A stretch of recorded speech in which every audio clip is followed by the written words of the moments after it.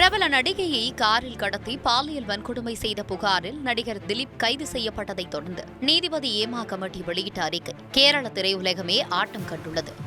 ஜெயசூர்யா, முகேஷ், எடவேல பாபு ஆகிய முன்னணி பிரபலங்கள் மீது வழக்கு பதிவு செய்யப்பட்ட நிலையில் மோகன்லால் தலைமையிலான கேரள நடிகர்கள் சங்கமே கூண்டோடு பதவி விலகியது.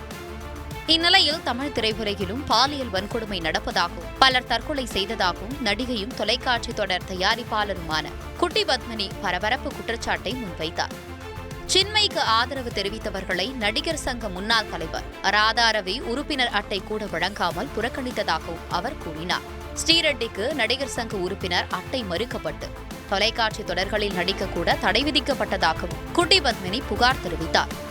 இதைத் தொடர்ந்து குமுதம் தொலைக்காட்சிக்கு அவர் அளித்த பிரத்யேக பேட்டியில் தமிழ் சினிமாவில் ஒரு இயக்குநரை சந்திக்க பலருடன் ஒத்துழைக்க வேண்டிய நிலை ஏற்பட்டதாக குட்டி பத்மினி குற்றச்சாட்டை முன்வைத்துள்ளார். பாதிக்கப்பட்ட பெண் நடிப்பில் இருந்து புறக்கணிக்கப்படுவதாக தெரிவித்த அவர் ஒத்துழைப்பு தரவில்லை என்பதற்காக பலர் பழிவாங்கப்படுவதாகவும் குறிப்பிட்டுள்ளார்.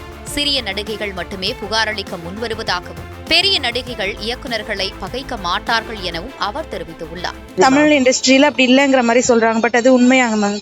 இங்கே இருக்குமா? Okay ma'am. ஏதாவது எக்ஸாம்பிள்ஸ் இருக்குங்களா மேம்?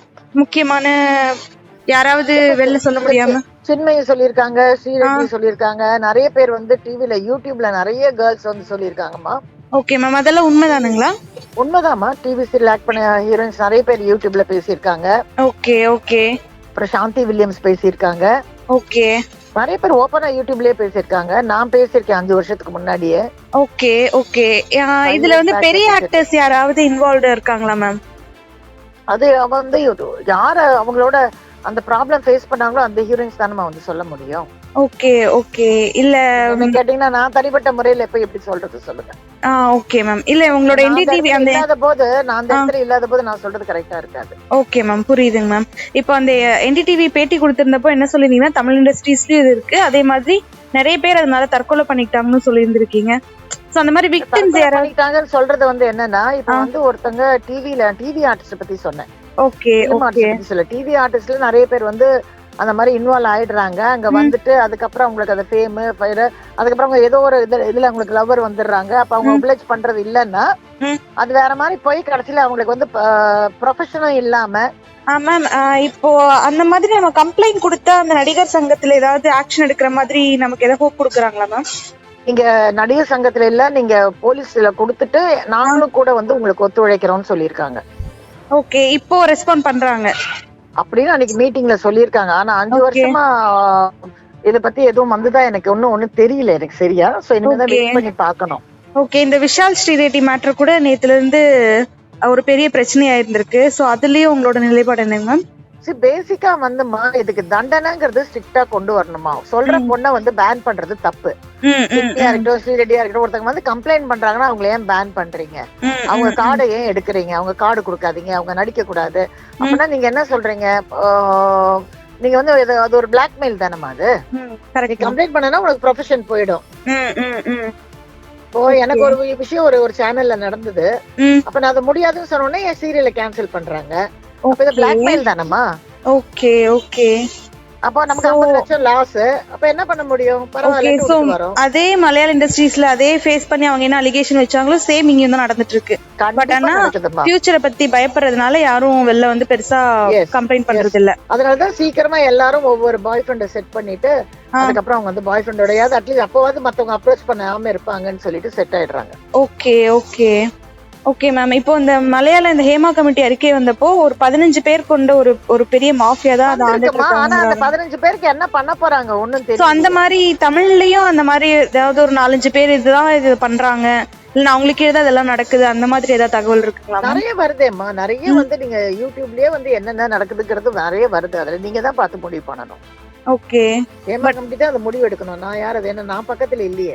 இல்ல மேம், மலையாள இண்டஸ்ட்ரியில நடந்துட்டு இருக்கு. அதே மாதிரி தமிழ் இண்டஸ்ட்ரீஸ்லயும் அந்த மாதிரி 4-5 பேர் ஆட்டி படிக்கிற மாதிரி யாராவது பெரிய தலைகள் இதுல இருக்காங்க. வந்து சபிதான ஒரு பொண்ணு, அவங்க வந்து ரேட் அண்ட் லாக் பண்ணும்போது அவங்க மேனேஜர் அவங்களை வந்து மிஸ்யூஸ் பண்ணாங்கன்னு அது ரொம்ப இதுல நம்ம பாலிமர் டிவில எல்லாம் போட்டாங்க. அப்புறம் விஷாலுக்கு போன் பண்ணி சொன்னா விஷால் போய் நிறைய ஹெல்ப் பண்ணாரு அந்த பொண்ணுக்கு.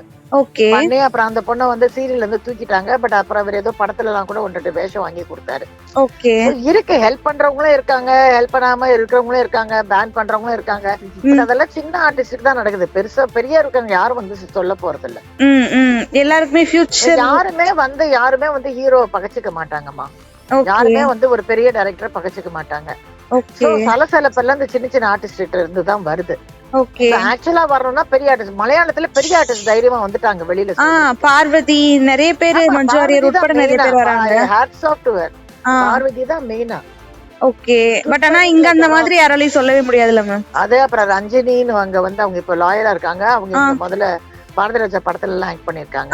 அவங்க இந்த ஹேமா கமிட்டிக்கு நிறைய ஹெல்ப் பண்ணிருக்காங்க. அவங்க என்கிட்ட ரெகுலரா பேசுவாங்க போன் பண்ணி. அவங்க நிறைய விஷயங்கள் சொல்லியிருக்காங்க. பட் மெட்ராஸ்லயும் இந்த மாதிரி நிறைய சவுத்லயும் இருக்கு, ஸ்கூல்ல இருக்கு, காலேஜ்ல இருக்கு. எங்கதான் இல்ல நீங்க முதல்ல அதை சொல்லுங்க. எந்த ஒர்க் பிளேஸ்ல இல்ல, எந்த ஸ்கூல்ல இல்ல, ஸ்போர்ட்ஸ்ல இல்லையா? புரியுது. இதாயிடுச்சு. இது வந்து பெரிய ஒரு கவர்மெண்ட் ஒரு ஸ்ட்ரிக்ட் ஆர்டர் வந்து ஒரு துபாய் மாதிரியோ சிங்கப்பூர். ஓகே. பட் இப்போ வந்து மலையாள இண்டஸ்ட்ரியில ஒரு பெரிய ஸ்டார், ஒரு பெரிய ஃபீமேல் ஸ்டார் சொல்ற மாதிரி இங்க தமிழ் இண்டஸ்ட்ரீஸ்ல சொல்ல முடியாதுல்ல மேம். தெரியல, அவங்க இஷ்டம். எனக்கு எப்படி சொல்ல முடியும்? ஓகே. ஓகே. சொல்லணும், யாராவது வந்து சொன்னாதான் அதுக்கு ஒரு மாறுதல், ஒரு மாற்றம் ஏற்படும். ஓகே. ஓகே. Okay ma'am. இதுக்கு என்ன பண்ணணும்னு நினைக்கிறீங்க? கவர்மெண்ட் வந்து ஸ்ட்ராங்கா ரூல் கொண்டு வரணும். ஒரு பொண்ணுக்கு வந்து இந்த மாதிரி நடந்தா இது ஈக்குவலன்ட் டு ரேப் தான், இதுவும் போக்சோ சட்டத்துல தான் உள்ள வரும் அப்படிங்கிற மாதிரி கொண்டு வந்தா அட்லீஸ்ட் கொஞ்சம் யோசிப்பாங்க. மாறுவாங்களான்னு தெரியாது, கொஞ்சம் யோசிப்பாங்க. ஏன்னா இன்னைக்கு வந்து ஒரு நடிகர்கிட்ட கொண்டு போய் ஒரு ரெஃபரல் குடுக்கறவங்க கூட ரெஃபரலுக்காக கூட்டு போறாங்க இல்லையா? உங்களுக்கு என்ன அப்ரோச் பண்ண தெரியல, என் நம்பர் நீங்க யாரையாவது புடிச்சு வாங்கிருப்பீங்க, அந்த மாதிரி அந்த ரெஃபரல் குடுக்கறவங்க கூட ஒப்ளைஜ் பண்ணுன்னு சொல்றாங்களாம். ஓகே. சோ அந்த பொண்ணு எத்தனை கை மாறி போகணும்னு பாருங்க நீங்க. ஓகே. ஒரு டைரக்டர் போய் மீட் பண்ணனும்னாலே ஒரு 4-5 பேரை அட்ஜஸ்ட் பண்ண வேண்டிய நிலைமையில இன்னைக்கு இருக்கு ஃபிலிம் இண்டஸ்ட்ரி. துன்புறுத்தலை தவிர்க்க பாதுகாப்புக்கு பாய் ஃப்ரெண்ட் தேடும் அளவுக்கு நடிகைகளுக்கு நெருக்கடி இருப்பதாகவும் அவர் பல்வேறு தகவல்களை பகிர்ந்து கொண்டார். மலையாள திரையுலகில் மட்டும்தான் இந்த நெருக்கடி, தமிழில் எல்லாம் தங்கம்தான் என பலர் மனப்பால் குடித்து வந்த நிலையில் குட்டி பத்மினியின் இந்த குற்றச்சாட்டுகள் பல இருட்டறைகளை வெளிச்சத்துக்கு கொண்டு வந்துள்ளது.